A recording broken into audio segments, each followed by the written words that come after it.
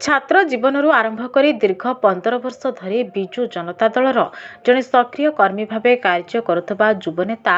चंदन मल्लिक दलीय टिकट्रु वंचित होगा पर पूर्व घोषणा अनुଯାयी स्वाधीन प्रार्थी भाव नामांकन पत्र दाखल करिसेंति। निज कर्मी और समर्थकों गहन में श्री मल्लिक बालेश्वर उपजिलापाल कार्यालय निकट में पहुंची प्रार्थी पत्र भरी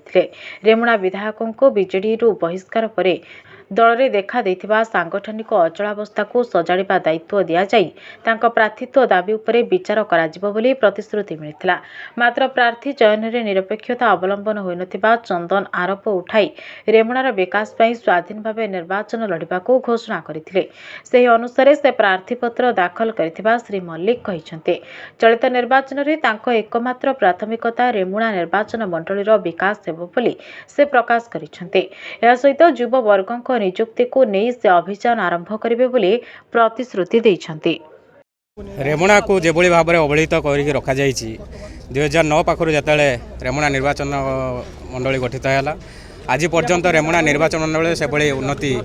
किसी हो पारा नहीं युवक मान प्रति हो पारानी इंडस्ट्री जहाँ आगुरी गठन होता आज ता मरण शज्जार अच्छी एवं मत्स्यजीवी मान किसी हो पारानी आमर चाषी भाई मान किसी हो पारानी युवक बंधु को किसी हो पारानी से उद्देश्य नहीं युवक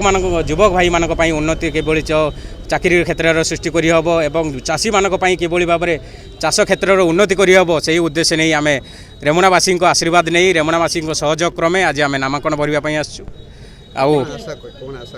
निश्चित भाव आम विजयी हबू ए कौन सन्देह नहीं। रेमुणावासी आशीर्वाद अच्छी भल पाइबा अच्छी समस्त युवक बंधु मान सहयोग अच्छी निश्चित भाव में आम विजयी हबू।